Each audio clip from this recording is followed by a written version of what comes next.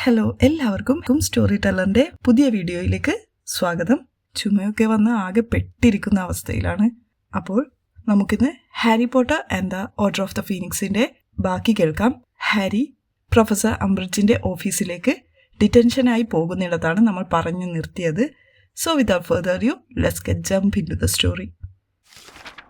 Harry അവളിൽ നിന്ന് കണ്ണെടുത്ത് school bag നേരെ പിന്നിലേക്ക് വച്ച കസേരയുടെ അരികിലിട്ടിരുന്നു. അവിടെ തന്നെ അംബ്രിഡ്ജ് മധുരമായി പറഞ്ഞു. ഇപ്പോൾ തന്നെ കോപം നിയന്ത്രിക്കുന്നതിൽ കൂടുതൽ മെച്ചപ്പെടുന്നുണ്ട് അല്ലേ? ഇനി നീ എനിക്ക് വേണ്ടി ചില വരികൾ എഴുതാൻ പോകുകയാണ് മിസ്റ്റർ പോട്ടർ. അല്ലല്ല, നിന്റെ ക്വിൽ കൊണ്ടല്ല. ഹാരി തന്റെ ബാഗ് തുറക്കാൻ തുടങ്ങിയപ്പോൾ അവൾ തടഞ്ഞു. എന്റെ ഈ ഒരു പ്രത്യേകതരം ക്വിൽ ഉപയോഗിച്ച്. ഇതാ. അസാധാരണമാം വിധം മൂർച്ചയുള്ളതും നേർത്തതുമായ ഒരു കറുത്ത ക്വിൽ അവൾ അവന് കൊടുത്തു. നീ എഴുതേണ്ടത് ഞാൻ കള്ളം പറയില്ല എന്നാണ്. അവൾ സ്വരം താഴ്ത്തി അവനോട് പറഞ്ഞു. എത്ര തവണ? കപടമാന്യതയോടെ ഹാരി ചോദിച്ചു. ഓ, അത് മനസ്സിലേക്ക് ആഴ്ന്നിറങ്ങുന്നിടത്തോളം, അംബ്രിഡ്ജ് മധുരമായി പറഞ്ഞു. തുടങ്ങിക്കോളൂ. അവൾ തന്റെ മേശയിലേക്ക് ചെന്നിരുന്ന് പരിശോധിക്കേണ്ട ഉപന്യാസങ്ങൾ പോലെ തോന്നിക്കുന്ന ഒരു കടലാസ് കൂമ്പാരത്തിന്മേൽ കുനിഞ്ഞു. ഹാരി മൂർച്ചയുള്ള കറുത്ത ക്വിൽ ഉയർത്തി. അപ്പോഴാണ് അവനൊരു കാര്യമില്ലല്ലോ എന്ന് മനസ്സിലായത്. എനിക്ക് മഷി തന്നില്ല, അവൻ അവളെ നോക്കി പറഞ്ഞു. ഓ, നിനക്ക് മഷിയുടെ ആവശ്യമില്ല. സ്വരത്തിൽ ഒരു കള്ളച്ചിരി ഒളിപ്പിച്ചുകൊണ്ട് പ്രൊഫസർ അംബ്രിഡ്ജ് മറുപടി നൽകി. ഹാരി ക്വില്ലിന്റെ മുന പേപ്പറിൽ പതിപ്പിച്ചുകൊണ്ട് എഴുതി. ഞാൻ കള്ളം പറയില്ല. അവൻ വേദന കൊണ്ട് പിടഞ്ഞു. തിളങ്ങുന്ന ചുവന്ന മഷിയിൽ കടലാസിൽ വാക്കുകൾ പ്രത്യക്ഷപ്പെട്ടിരുന്നു. അതേസമയം ഹാരിയുടെ വലതുകൈയുടെ പിൻഭാഗത്ത് ഒരു കത്തി ഉപയോഗിച്ച് ചർമ്മത്തിൽ കോറിയതുപോലെ ആ വാക്കുകൾ പ്രത്യക്ഷപ്പെട്ടിരിക്കുന്നു. തിളങ്ങുന്ന മുറിവിലേക്ക് അവൻ നോക്കിയപ്പോൾ ചർമ്മം പെട്ടെന്ന് സുഖപ്പെട്ടു. മുമ്പത്തേക്കാൾ അല്പം ചുവന്നിരുന്നെങ്കിലും മറ്റു കുഴപ്പങ്ങളൊന്നുമില്ല. ഹാരി അംബ്രിഡ്ജിനെ തിരിഞ്ഞു നോക്കി. അവൾ അവനെ തന്നെ നോക്കുകയായിരുന്നു. അവളുടെ തവളവായയിൽ ഒരു പുഞ്ചിരി വിടർന്നു. യെസ്. ഒന്നുമില്ല. ഹാരി കടലാസിലേക്ക് തിരിഞ്ഞു. വീണ്ടും അതിൽ ക്വിൽ വെച്ചു. കള്ളം പറയരുതെന്ന് എഴുതി. കൈയുടെ പിൻഭാഗത്ത് പൊള്ളുന്ന വേദന അനുഭവപ്പെട്ടു. രണ്ടാമതും വാക്കുകൾ അവന്റെ തൊലിയിൽ പ്രത്യക്ഷമായി. വീണ്ടും നിമിഷങ്ങൾക്കുള്ളിൽ അവ സുഖപ്പെട്ടു. അങ്ങനെ അത് തുടർന്നു. ഹാരി വീണ്ടും വീണ്ടും കടലാസിൽ വാക്കുകൾ എഴുതി. അത് മഷിയല്ല, മറിച്ച് സ്വന്തം രക്തമാണെന്ന് അവന് മനസ്സിലായി. വീണ്ടും വീണ്ടും വാക്കുകൾ അവന്റെ കൈപ്പത്തിയുടെ പിന്നിൽ പതിഞ്ഞുകൊണ്ടേയിരുന്നു. കൈ സുഖപ്പെട്ടു. അടുത്ത തവണ അവൻ ക്വിൽ കടലാസിൽ വെച്ചപ്പോൾ വീണ്ടും പ്രത്യക്ഷപ്പെട്ടു. അംബ്രിഡ്ജിന്റെ ജനാലയ്ക്ക് പുറത്ത് ഇരുട്ടു വീണു. ഹാരി എപ്പോൾ നിർത്തണമെന്ന് ചോദിച്ചില്ല. അവൻ വാച്ച് പോലും നോക്കിയില്ല. അവന്റെ ബലഹീനതകൾക്കായി അവൾ അവനെ നിരീക്ഷിക്കുന്നുണ്ടെന്ന് അവന് അറിയാമായിരുന്നു. എന്നാൽ അവനത് കാണിക്കില്ലെന്ന് ഉറച്ചിരുന്നു. രാത്രി മുഴുവൻ അവിടെ ഇരിക്കേണ്ടി വന്നാലും, അവന്റെ കൈ ഈ ക്വില്ല് കൊണ്ട് മുറിച്ചെടുക്കേണ്ടി വന്നാലും. ഇവിടെ വരൂ, മണിക്കൂറുകൾക്ക് ശേഷം അവൾ പറഞ്ഞു. അവൻ എഴുന്നേറ്റു. കൈ വേദനയോടെ പിടഞ്ഞു. താഴേക്ക് നോക്കിയപ്പോൾ മുറിവ് ഭേദമായതായി അവൻ കണ്ടു. പക്ഷേ അവിടെയുള്ള തൊലി ചുവന്ന് തുടുത്തിരുന്നു. കൈനീട്ട്, അവൾ പറഞ്ഞു. അവനത് നീട്ടി. അവളത് സ്വന്തം കൈകളിൽ എടുത്തു. തടിച്ചതും മുറുക്കമുള്ളതുമായ പഴയ വൃത്തികെട്ട മോതിരങ്ങൾ ധരിച്ചിരുന്ന വിരലുകൾ കൊണ്ട് അവനെ സ്പർശിച്ചപ്പോൾ അവൻ പ്രയാസപ്പെട്ട് വിറയലടക്കി. ഇത് പോരാ, അവൾ പുഞ്ചിരിച്ചുകൊണ്ട് പറഞ്ഞു. ശരി, നാളെ വൈകുന്നേരം നമുക്ക് വീണ്ടും ശ്രമിക്കാം അല്ലേ? പൊയ്ക്കോളൂ. ഹാരി ഒരു വാക്കുപോലും പറയാതെ അവളുടെ ഓഫീസിൽ നിന്നിറങ്ങി. സ്കൂൾ വളരെ വിജനമായിരുന്നു. അർദ്ധരാത്രി കഴിഞ്ഞിരുന്നു എന്ന് ഉറപ്പാണ്. അവൻ പതുക്കെ ഇടനാഴിയിലൂടെ നടന്നു. വളവ് തിരിഞ്ഞു കഴിഞ്ഞപ്പോൾ അവൾ കേൾക്കില്ലെന്ന് ഉറപ്പിച്ച് അവൻ ഓടി. വാനിഷിംഗ് സ്പെല്ലുകൾ പരിശീലിക്കാൻ അവന് സമയമില്ലായിരുന്നു. സ്വപ്ന ഡയറിയിൽ ഒരു സ്വപ്നം പോലും എഴുതിയിരുന്നില്ല. ബോട്രക്കിന്റെ ചിത്രം വരച്ചത് പൂർത്തിയാക്കിയിരുന്നില്ല. ഉപന്യാസങ്ങളും എഴുതിയിരുന്നില്ല. പിറ്റേന്ന് രാവിലെ അവൻ പ്രഭാത ഭക്ഷണം ഒഴിവാക്കി. ആദ്യ ഡിവിനേഷന്റെ ക്ലാസ്സിനായി 2 കെട്ടിച്ചമച്ച സ്വപ്നങ്ങൾ എഴുതാൻ തുടങ്ങി. അസ്വസ്ഥനായി റോണും തന്നോടൊപ്പം എഴുതാനിരിക്കുന്നത് കണ്ട് അവൻ അത്ഭുതപ്പെട്ടു. ഇന്നലെ രാത്രി എന്നാ നീ ഇത് ചെയ്യാതിരുന്നത്? പ്രചോദനത്തിനായി കോമൺ റൂമിലേക്ക് തുറിച്ചു നോക്കിയിരുന്ന റോണിനോടായി ഹാരി ചോദിച്ചു. ഹാരി ഡോർമിറ്ററിയിൽ തിരിച്ചെത്തിയപ്പോൾ റോൺ ഗാഢനിദ്രയിലായിരുന്നു. എന്തോ പിറുപിറുത്ത് അവൻ എഴുത്തു തുടർന്നു. മതി, റോൺ ഡയറി അടച്ചു വെച്ചുകൊണ്ട് പറഞ്ഞു. ഞാനൊരു പുതിയ ഷൂസ് വാങ്ങുന്നത് സ്വപ്നം കണ്ടതായി എഴുതി. അതിൽ നിന്നൊന്നും ചികഞ്ഞെടുക്കാൻ കഴിയില്ലായിരിക്കും അല്ലേ? അവർ ഒരുമിച്ച് നോർത്ത് ടവറിലേക്ക് തിടുക്കത്തിൽ പോയി. ആ, അംബ്രിഡ്ജിന്റെ ഡിറ്റൻഷൻ എങ്ങനെ? അവൾ നിന്നെക്കൊണ്ട് എന്താ ചെയ്യിപ്പിച്ചത്? ഹാരി ഒരു നിമിഷം മടിച്ചു നിന്നു. എന്നിട്ട് പറഞ്ഞു, എഴുതിച്ചു. ഓ, അപ്പോൾ അത്ര ബുദ്ധിമുട്ടില്ല അല്ലേ? ഇല്ല, ഹാരി മറുപടി നൽകി. ഓ, ഞാൻ മറന്നു. അവൾ നിന്നെ വെള്ളിയാഴ്ച പോകാൻ വിട്ടോ? ഇല്ല, ഹാരി പറഞ്ഞു. റോൺ സഹതാപത്തോടെ ഞരങ്ങി. ഹാരിക്ക് അത് മറ്റൊരു മോശം ദിവസമായിരുന്നു. അവൻ ട്രാൻസ്ഫിഗറേഷനിലെ വാനിഷിംഗ് സ്പെല്ലുകൾ ഒട്ടും പരിശീലിച്ചിട്ടില്ലാത്ത ഏറ്റവും മോശം കുട്ടികളിൽ ഒരാളായി. ബോട്രക്കിന്റെ ചിത്രം പൂർത്തിയാക്കാൻ അവന് ഉച്ചഭക്ഷണം ഉപേക്ഷിക്കേണ്ടി വന്നു. അതേസമയം പ്രൊഫസർമാരായ മക്ഗണാഗൽ, ഗ്രബ്ലി പ്ലാങ്ക്, സിനിസ്ട്ര എന്നിവർ അവർക്ക് കൂടുതൽ ഹോംവർക്കുകൾ നൽകി.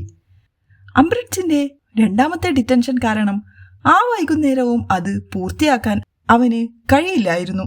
ഇതിനെല്ലാം പുറമെ ഏഞ്ചലീന ജോൺസൺ അത്താഴ സമയത്ത് വീണ്ടും അവനടുത്തേക്കെത്തി. വെള്ളിയാഴ്ചത്തെ കീപ്പർ ട്രയൗട്ടുകളിൽ പങ്കെടുക്കാൻ അവന് കഴിയില്ലെന്ന് അറിഞ്ഞപ്പോൾ അവന്റെ മനോഭാവത്തെ തനിക്ക് ഒട്ടും മതിപ്പില്ലെന്നും ടീമിൽ തുടരാൻ ആഗ്രഹിക്കുന്ന കളിക്കാർ അവരുടെ മറ്റ് പ്രതിബദ്ധതകൾക്ക് മുമ്പ് കളിക്ക് മുൻതൂക്കം നൽകുമെന്ന് താൻ പ്രതീക്ഷിക്കുന്നുവെന്നും പറഞ്ഞ് അവൾ പോയി. എനിക്ക് ഡിറ്റൻഷനാണ്. അവൾ കോപിച്ച് പുറത്തേക്ക് പോകുമ്പോൾ ഹാരി അലറി. നിങ്ങൾക്ക് എന്താ കരുതുന്നത്? ആ തവള പോലുള്ള സ്ത്രീയോടൊപ്പം ആ മുറിയിലിരിക്കുന്നത് എനിക്ക് ഇഷ്ടമാണെന്നാണോ? വിട്ടേക്ക് ഹാരി, കുറച്ച് എഴുത്തു മാത്രമല്ലേ ഉള്ളൂ എന്നോർത്ത് സമാധാനിക്ക്. ഹെർമിയോനി അവനെ ആശ്വസിപ്പിച്ചു. ഹാരി വീണ്ടും തന്റെ ബെഞ്ചിലേക്ക് ഇരുന്ന് തന്റെ സ്റ്റീക്കും കിഡ്നി പൈയും നോക്കി. അതവന് ഇപ്പോൾ അത്ര രുചി തോന്നിയില്ല. ഇതൊരു ഭീകര ശിക്ഷയാണെന്ന് തോന്നുന്നില്ല ശരിക്കും. ഹാരി വായ തുറന്നു, വീണ്ടും അടച്ച് തലയാട്ടി. റോണിനോടും ഹെർമിയോണിയോടും അംബ്രിഡ്ജിന്റെ മുറിയിൽ എന്താണ് സംഭവിക്കുന്നതെന്ന് കൃത്യമായി പറയാത്തത് എന്തുകൊണ്ടാണെന്ന് അവന് സത്യത്തിൽ മനസ്സിലായില്ല. അവരെ ഭയപ്പെടുത്താൻ താൻ ആഗ്രഹിക്കുന്നില്ലെന്ന് മാത്രമേ അവന് അറിയാമായിരുന്നുള്ളൂ. അത് മുഴുവൻ കാര്യത്തെയും കൂടുതൽ വഷളാക്കുകയും ശിക്ഷ നേരിടൽ കൂടുതൽ ബുദ്ധിമുട്ടാക്കുകയും ചെയ്യും. ഇത് താനും അംബ്രിഡ്ജും തമ്മിലുള്ള ഒരു സ്വകാര്യ ഇച്ഛാശക്തി പോരാട്ടമാണെന്ന് അവന് തോന്നി. മാത്രമല്ല, താൻ അതിനെക്കുറിച്ച് പരാതിപ്പെട്ടിട്ടുണ്ടെന്ന് കേൾക്കുന്നതിന്റെ സംതൃപ്തി അവൻ അവൾക്ക് നൽകാൻ ആഗ്രഹിച്ചില്ല. നമുക്ക് എത്ര ഹോംവർക്കുകളായിരുന്നു, റോൺ ദയനീയമായി പറഞ്ഞു. എന്താ ഇന്നലെ രാത്രി നീ ഒന്നും ചെയ്യാതിരുന്നത്? ഹെർമിയോനി റോണിനോട് ചോദിച്ചു. നീ എവിടെയായിരുന്നു? ഞാൻ നടക്കാൻ പോയിരുന്നു, റോൺ അലസമായി മറുപടി നൽകി. കാര്യങ്ങൾ മറച്ചുവെക്കുന്നതിൽ താൻ ഒറ്റയ്ക്കല്ല എന്ന വ്യക്തമായ ധാരണ ഹാരിക്ക് പെട്ടെന്നുണ്ടായി. 2ാമത്തെ ഡിറ്റൻഷനും മുൻപത്തേതുപോലെ തന്നെയായിരുന്നു. ഹാരിയുടെ കൈയുടെ പിൻഭാഗത്തെ തൊലി ഇപ്പോൾ കൂടുതൽ വേഗത്തിൽ ചുവക്കുകയും വീങ്ങുകയും ചെയ്തു. ഇത് പെട്ടെന്ന് സുഖപ്പെടാൻ സാധ്യതയില്ലെന്ന് ഹാരി കരുതി. താമസിയാതെ മുറിവ് കയ്യിൽ തന്നെ തുടരും. അംബ്രിഡ്ജ് തൃപ്തയാകും. എന്നിട്ടും ഒരു ബുദ്ധിമുട്ടും അവൻ കാണിച്ചില്ല. മുറിയിൽ പ്രവേശിച്ച നിമിഷം മുതൽ പുറത്തിറങ്ങുന്ന നിമിഷം വരെ അവൻ ഗുഡ് ഈവനിങ്, ഗുഡ് നൈറ്റ് എന്നല്ലാതെ മറ്റൊന്നും പറഞ്ഞില്ല. എന്നിരുന്നാലും അവന്റെ ഹോംവർക്കുകളുടെ നില ഇപ്പോഴും നിരാശാജനകമായിരുന്നു. ഗ്രിഫിൻഡോർ കോമൺ റൂമിലേക്ക് എത്തിയ ശേഷം ക്ഷീണിതനാണെങ്കിലും ഉറങ്ങാൻ പോകാതെ തന്റെ പുസ്തകങ്ങൾ തുറന്ന് സ്നേപ്പിന്റെ മൂൺസ്റ്റോൺ ഉപന്യാസം ആരംഭിച്ചു. അവനത് പൂർത്തിയാക്കുമ്പോഴേക്കും 2:30 കഴിഞ്ഞിരുന്നു. ഉപന്യാസം നന്നായില്ലെന്ന് അവൻ അറിയാമായിരുന്നു. പക്ഷേ കുഴപ്പമില്ല. അടുത്തതായി സ്നേപ്പിനൊപ്പവും ഡിറ്റൻഷനിൽ ഇരിക്കേണ്ടി വരുന്നത് ഒഴിവാക്കാൻ എന്തെങ്കിലും ചെയ്തു വെക്കേണ്ടത് അത്യാവശ്യമായിരുന്നു. പ്രൊഫസർ മക്ഗൊണാഗൽ ചോദിച്ച ചോദ്യങ്ങൾക്കുള്ള ഉത്തരങ്ങൾ അവൻ എഴുതി. പ്രൊഫസർ ഗ്രബ്ലി പ്ലാങ്കിനായി ബോട്രിക്കിൾസ് ശരിയായി കൈകാര്യം ചെയ്യുന്നതിനെക്കുറിച്ചും കുറച്ചെഴുതി. തുടർന്ന് കിടക്കയിലേക്ക് ചാടി ഉടൻ ഉറങ്ങിപ്പോയി. വ്യാഴാഴ്ച ക്ഷീണത്തിന്റെ ചടവിൽ കടന്നുപോയി. റോണും വളരെ ക്ഷീണത്തിലായിരുന്നു. അതിന്റെ കാരണം ഹാരിക്ക് മനസ്സിലായില്ല. മുമ്പത്തെ 2 എണ്ണം പോലെ തന്നെയായിരുന്നു മൂന്നാമത്തെ ഡിറ്റൻഷനും. 2 മണിക്കൂറിന് ശേഷവും ഞാൻ കള്ളം പറയില്ല എന്ന വാക്കുകൾ ഹാരിയുടെ കൈയുടെ പിന്നിൽ നിന്ന് മാഞ്ഞു പോയില്ല. മറിച്ച് അവിടെ തന്നെ മാന്തിക്കുഴി പോലെ രക്തത്തുള്ളികൾ ഒലിച്ചിറങ്ങി. കൂർത്ത ക്വില്ലിന്റെ ശബ്ദത്തിലെ താൽക്കാലിക വിരാമം പ്രൊഫസർ അംബ്രിഡ്ജിനെ മുകളിലേക്ക് നോക്കാൻ പ്രേരിപ്പിച്ചു. ആ, അവൾ പതുക്കെ പറഞ്ഞു. അവന്റെ കൈ പരിശോധിക്കാൻ മേശയ്ക്ക് ചുറ്റും നടന്നു. നന്നായി. ഇത് നിനക്ക് ഒരു ഓർമ്മപ്പെടുത്തൽ പോലുണ്ട് അല്ലേ? പൊയ്ക്കോളൂ. ഞാൻ നാളെയും തിരിച്ചു വരേണ്ടതുണ്ടോ? ഹാരി വലതു കൈകൊണ്ട് സ്കൂൾ ബാഗ് എടുക്കുന്നതിന് പകരം ഇടതു കൈകൊണ്ട് സ്കൂൾ ബാഗ് എടുത്തുകൊണ്ട് ചോദിച്ചു. ഓ, വരണം. പ്രൊഫസർ അംബ്രിഡ്ജ് മുമ്പത്തെ പോലെ തന്നെ വിശാലമായി പുഞ്ചിരിച്ചുകൊണ്ട് പറഞ്ഞു. അതെ, അപ്പോഴേ ഈ കാര്യം കുറച്ചുകൂടി ആഴത്തിൽ ഉൾക്കൊള്ളാൻ കഴിയുകയുള്ളൂ എന്ന് ഞാൻ കരുതുന്നു. സ്നേപ്പിനേക്കാൾ വെറുക്കുന്ന മറ്റൊരു അധ്യാപിക ഈ ലോകത്ത് ഉണ്ടാകാനുള്ള സാധ്യത ഹാരി മുമ്പൊരിക്കലും ചിന്തിച്ചിരുന്നില്ല. പക്ഷേ ഗ്രിഫിൻഡോർ ടവറിലേക്ക് തിരികെ നടക്കുമ്പോൾ താനൊരു ശക്തനായ എതിരാളിയെ കണ്ടെത്തിയെന്ന് അവന് തീർച്ചയായി. അവൾ ദുഷ്ടയാണ്. 7ാം നിലയിലേക്കുള്ള പടികൾ കയറുമ്പോൾ അവൻ ചിന്തിച്ചു, ഭ്രാന്തിയായ ഒരു വൃദ്ധയാണ്. റോൺ? അവൻ പടിക്കെട്ടുകളുടെ മുകളിലെത്തിയിരുന്നു. വലത്തേക്ക് തിരിഞ്ഞു നോക്കിയപ്പോൾ റോണിനെ കണ്ടു. ഹാരി റോണിനടുത്തേക്ക് നടന്നു. അവൻ ലെക്ലാൻ ദി ലാങ്കിയുടെ പ്രതിമയ്ക്ക് പിന്നിൽ ബ്രൂംസ്റ്റിക് പിടിച്ച് പതിയിരിക്കുകയായിരുന്നു. ഹാരിയെ കണ്ടപ്പോൾ അവൻ തന്റെ പുതിയ ക്ലീൻ സ്വീപ്പ് 11 പിറകിൽ ഒളിപ്പിക്കാൻ ശ്രമിച്ചു. നീ എന്താ ചെയ്യുന്നത്? ഓ, ഒന്നുമില്ല. നീ എന്താ ചെയ്യുന്നത്? ഹാരി അവനെ നോക്കി മുഖം ചുളിച്ചു. ഓ റോൺ, പറ, നീ എന്തിനാ ഇവിടെ ഒളിച്ചിരിക്കുന്നത്? അത് ഞാൻ ഫ്രെഡിൽ നിന്നും ജോർജിൽ നിന്നും ഒളിച്ചതാ, റോൺ പറഞ്ഞു. അവർ ഒരു കൂട്ടം ഫസ്റ്റ് ഇയേഴ്സ് കുട്ടികളുമായി കടന്നുപോയി. അവർ വീണ്ടും അവരുടെ മേൽ എന്തോ പരീക്ഷിക്കുകയാണെന്നാണ് എനിക്ക് തോന്നുന്നത്. അതായത് ഇപ്പോൾ അവർക്ക് കോമൺ റൂമിൽ അത് ചെയ്യാൻ കഴിയുന്നില്ലല്ലോ, അല്ലേ, ഹെർമിയോണി ഉള്ളതുകൊണ്ട്? അവൻ വേഗത്തിൽ വിറച്ചുകൊണ്ട് മറുപടി നൽകി. പക്ഷെ നീ എന്തിനാണ് ബ്രൂംസ്റ്റിക് കൊണ്ട് നടക്കുന്നത്? നീ പറക്കുകയായിരുന്നോ? ഹാരി ചോദിച്ചു. ഓ, ഓക്കെ, ഞാൻ പറയാം, പക്ഷേ ചിരിക്കരുത്, ഓക്കെ? റോൺ പ്രതിരോധാത്മകമായി പറഞ്ഞു. ഓരോ നിമിഷവും അവൻ ചുവന്നു. ഞാൻ ഗ്രിഫിൻഡോർ കീപ്പറാകാൻ ശ്രമിക്കാമെന്ന് കരുതുന്നു. ഇപ്പോൾ എൻ്റെ കൈവശം ഒരു നല്ല ചൂലുണ്ടല്ലോ, അത്രേ ഉള്ളൂ. ഇനി ചിരിച്ചോ? എനിക്ക് ചിരിയൊന്നും വരുന്നില്ല, ഹാരി പറഞ്ഞു. റോൺ അതിശയിച്ചു.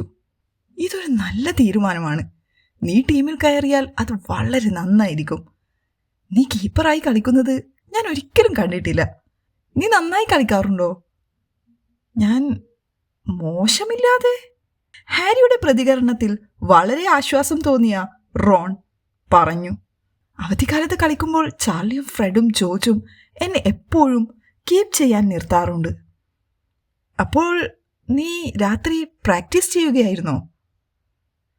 ചൊവ്വാഴ്ച മുതൽ എല്ലാ വൈകുന്നേരവും ചെയ്തു. പക്ഷേ ഞാൻ ഒറ്റയ്ക്ക്. ക്വാഫ്ലുകളെ എൻ്റെ നേരെ കൊണ്ടുവരാൻ ഞാനത് ബീവിച്ച് ചെയ്തു. പക്ഷെ അത് എളുപ്പമല്ല. ഇതൊക്കെ എത്രത്തോളം പ്രയോജനപ്പെടുമെന്ന് എനിക്കറിയില്ല. റോൺ ഉത്കണ്ഠാകുലനായി കാണപ്പെട്ടു. ഞാൻ ട്രൈ ഔട്ടിന് പോയാൽ ഫ്രെഡും ജോർജും കളിയാക്കി ചിരിക്കും. എന്നെ പ്രിഫെക്റ്റ് ആക്കിയതു മുതൽ അവരെന്നെ കളിയാക്കുകയാണ്. എനിക്കും കൂടി വരാൻ കഴിഞ്ഞിരുന്നെങ്കിൽ, ഹാരി വിഷമത്തോടെ പറഞ്ഞു. അവർ ഒരുമിച്ച് കോമൺ റൂമിലേക്ക് നടന്നു. അത് ശരിയാ. ഹാരി, നിന്റെ കൈയുടെ പിറകിലെന്താ? വലതു കൈകൊണ്ട് മൂക്ക് ചൊറിഞ്ഞുകൊണ്ടിരുന്ന ഹാരി പെട്ടെന്ന് അത് മറയ്ക്കാൻ ശ്രമിച്ചു. പക്ഷേ അത് റോൺ ക്ലീൻ സ്വീപ്പ് ഒളിപ്പിച്ചതുപോലെയായി. ഇത് എന്തോ മുറിഞ്ഞതാണ്, അതൊന്നുമില്ല അത്. പക്ഷേ റോൺ ഹാരിയുടെ കൈത്തണ്ടയിൽ പിടിച്ച് കൈയുടെ പിൻഭാഗം മുകളിലേക്ക് വലിച്ചു. ഒരിടവേള. അതിനിടയിൽ അവൻ ചർമ്മത്തിൽ കൊത്തിയെടുത്ത വാക്കുകൾ നോക്കി. പിന്നെ അസ്വസ്ഥനായി ഹാരിയെ വിട്ടു. അവൾ വെറുതെ എഴുതിക്കുകയാണെന്നല്ലേ നീ പറഞ്ഞത്? ഹാരി മടിച്ചു നിന്നു. പക്ഷേ എല്ലാത്തിനുമുപരി റോൺ അവനോട് സത്യസന്ധത പുലർത്തിയിരുന്നു. അതിനാൽ അവൻ അംബ്രിഡ്ജിന്റെ ഓഫീസിൽ ചിലവഴിച്ച മണിക്കൂറുകളെക്കുറിച്ചുള്ള സത്യം റോണിനോട് തുറന്നു പറഞ്ഞു. അവൾക്ക് അസുഖമാണ്, മക്ഗോണഗലിനോട് പോയി പറ. ഫ്രെയിമിൽ ശാന്തമായി ഉറങ്ങുകയായിരുന്ന തടിച്ച സ്ത്രീയുടെ മുന്നിലെത്തിയപ്പോൾ റോൺ ഹാരിയെ ഉപദേശിച്ചു. ഇല്ല, ഞാൻ അവൾക്ക് അസംതൃപ്തി നൽകില്ല. ഹാരി ഉടനെ മറുപടി നൽകി. ഇതിങ്ങനെ മുന്നോട്ട് കൊണ്ടുപോകാനാണോ അപ്പോൾ നീ ഉദ്ദേശിക്കുന്നത്? മക്ഗോണഗലിന് അവളുടെ മേൽ എന്തെങ്കിലും അധികാരമുണ്ടെന്ന് എനിക്ക് തോന്നുന്നില്ല, ഹാരി പറഞ്ഞു. ഡംബിൾഡോർ? എങ്കിൽ ഡംബിൾഡോറിനോട് പറ. ഇല്ല, ഹാരി വ്യക്തമാക്കി. എന്തുകൊണ്ട്? അദ്ദേഹത്തിന് അല്ലെങ്കിൽ തന്നെ ഒരുപാട് കാര്യങ്ങളുണ്ട്. ഹാരി ഒഴിഞ്ഞു മാറി. പക്ഷേ യഥാർത്ഥ കാരണം അതായിരുന്നില്ല. ജൂൺ മുതൽ ഒരിക്കൽ പോലും ഡംബിൾഡോർ തന്നോട് സംസാരിച്ചിട്ടില്ലാത്തതിനാൽ സഹായത്തിനായി അവൻ ഡംബിൾഡോറിന് അടുത്തേക്ക് പോകാൻ ആഗ്രഹിച്ചില്ല. പോയാൽ നല്ലതായിരിക്കും, റോൺ പറഞ്ഞു തുടങ്ങി. പക്ഷെ അവരെ ഉറക്കച്ചടവിൽ നോക്കിക്കൊണ്ടിരുന്ന തടിച്ച സ്ത്രീ അവനെ തടസ്സപ്പെടുത്തി കയർത്തു. നീ പാസ്വേഡ് പറയുന്നുണ്ടോ അതോ നിന്റെ സംഭാഷണം പൂർത്തിയാക്കാൻ ഞാൻ രാത്രി മുഴുവൻ ഉണർന്നിരിക്കേണ്ടി വരുമോ? ആഴ്ചയിലെ മറ്റു ദിവസങ്ങളിൽ എന്ന പോലെ നനഞ്ഞതും മ്ലാനവുമായ ഒരു പ്രഭാതമായിരുന്നു ഇന്നത്തേത്. ഗ്രേറ്റ് ഹാളിലേക്ക് പ്രവേശിച്ചപ്പോൾ ഹാരി യാന്ത്രികമായി സ്റ്റാഫ് ടേബിളിലേക്ക് നോക്കിയെങ്കിലും ഹാഗ്രിഡിനെ കാണുമെന്ന പ്രതീക്ഷയൊന്നും ഇപ്പോൾ അവനില്ല. ഉടൻ തന്നെ അവൻ തന്റെ അടിയന്തര പ്രശ്നങ്ങളിലേക്ക് തിരിഞ്ഞു. ഉദാഹരണത്തിന് ചെയ്യേണ്ട ഹോംവർക്കുകളുടെ കൂമ്പാരത്തിലേക്ക്. ആ ദിവസം ഹാരിയെ താങ്ങി നിർത്താൻ 2 കാര്യങ്ങളുണ്ടായിരുന്നു. ഒന്ന്, വാരാന്ത്യമാകാറായിരിക്കുന്നു എന്ന ചിന്ത. മറ്റൊന്ന്, അംബ്രിഡ്ജിന്റെ അവസാനത്തെ ഡിറ്റൻഷനാണിന്ന്. തീർച്ചയായും ഭയാനകമാണെങ്കിലും അവളുടെ ജനാലയിലൂടെ ക്വിഡിച്ച് പിച്ചിന്റെ വിദൂര കാഴ്ച അവന് ലഭിച്ചേക്കും. ഭാഗ്യമുണ്ടെങ്കിൽ റോണിന്റെ ട്രൈ ഔട്ടിന്റെ എന്തെങ്കിലും കാണാനും കഴിഞ്ഞേക്കും. ഇവ സംഭവിക്കാൻ സാധ്യത വളരെ കുറവാണെന്നുള്ളത് സത്യമാണെങ്കിലും തന്റെ ഇപ്പോഴത്തെ ഇരുട്ടിനെ ലഘൂകരിക്കുന്ന എന്തിനും ഹാരി നന്ദിയുള്ളവനായിരുന്നു. ഹോഗ്വാർട്സിൽ അവന് ഇത്രയും മോശപ്പെട്ട ആദ്യ ആഴ്ച മുമ്പ് ഒരിക്കലും ഉണ്ടായിട്ടില്ല. അന്ന് വൈകുന്നേരം 5 മണിക്ക് അവൻ പ്രൊഫസർ അംബ്രിഡ്ജിന്റെ ഓഫീസ് വാതിലിൽ മുട്ടി. ഇത് അവസാനത്തേതായിരിക്കുമെന്ന് ആത്മാർത്ഥമായി ആഗ്രഹിച്ച് അവൻ അകത്തേക്ക് പ്രവേശിച്ചു. മേശപ്പുറത്ത് കൂർത്ത കറുത്ത ക്വിൽ അവനായി കാത്തിരിക്കുന്നുണ്ടായിരുന്നു. ശൂന്യമായ കടലാസും. എന്തു ചെയ്യണമെന്ന് നിങ്ങൾക്കറിയാം മിസ്റ്റർ പോട്ടർ?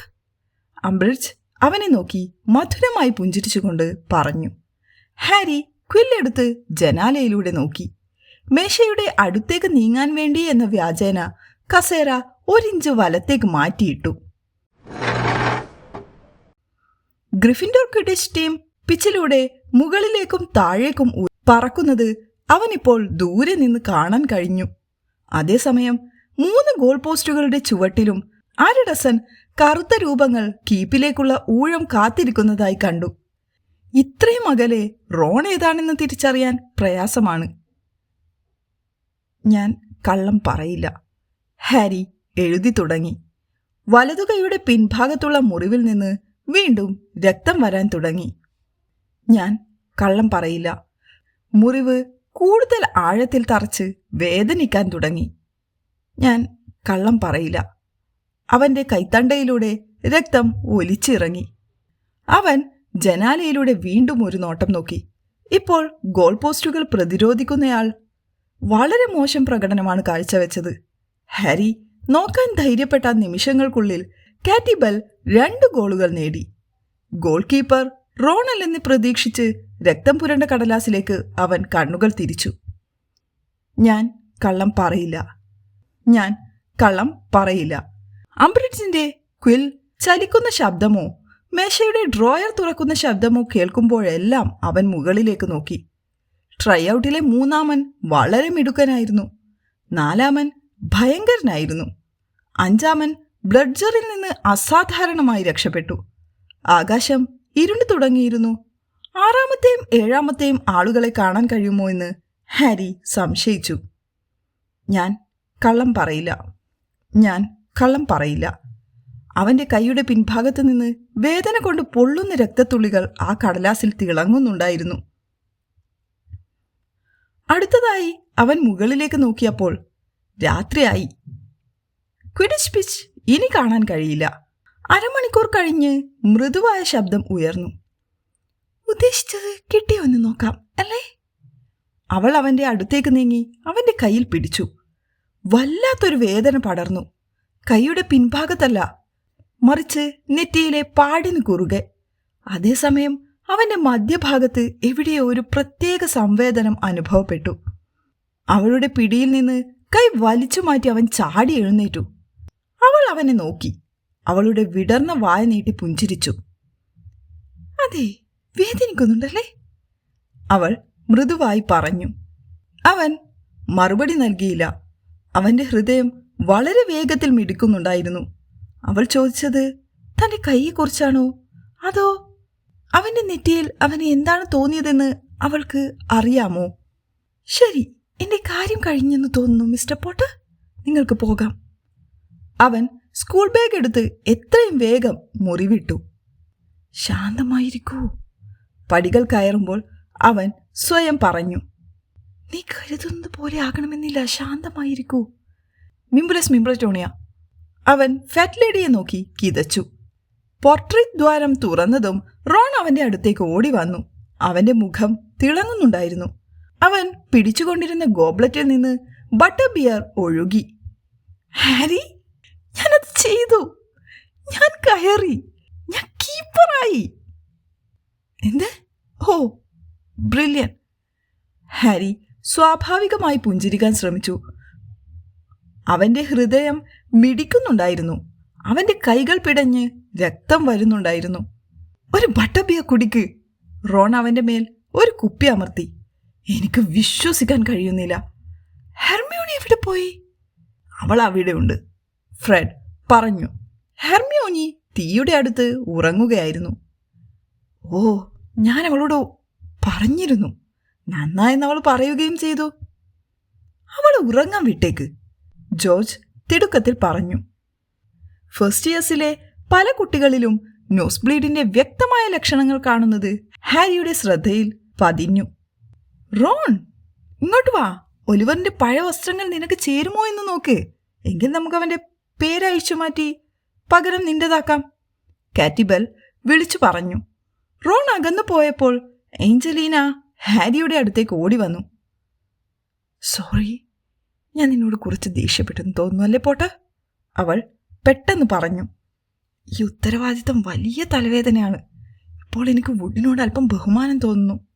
നെറ്റി ചൊളിച്ചുകൊണ്ട് അവൾ തൻ്റെ ഗോബ്ലറ്റിൻ്റെ അരികിലൂടെ റോണിനെ നോക്കിക്കൊണ്ടിരുന്നു. നോക്ക്, അവൻ നിന്റെ നല്ല കൂട്ടുകാരനാണെന്ന് എനിക്കറിയാം, പക്ഷെ അവൻ കേമനൊന്നുമല്ല, അവൾ തുറന്നു പറഞ്ഞു. കുറച്ച് പരിശീലനം നൽകിയാൽ അവൻ നന്നാകും. നല്ല ക്വിഡിച്ച് കളിക്കാരുടെ കുടുംബത്തിൽ നിന്നാണ് അവൻ വരുന്നത്. ഇന്ന് കാണിച്ചതിനേക്കാൾ കുറച്ചുകൂടി കഴിവ് അവന് ഉണ്ടാകുമെന്ന് ഞാൻ പ്രതീക്ഷിക്കുന്നു.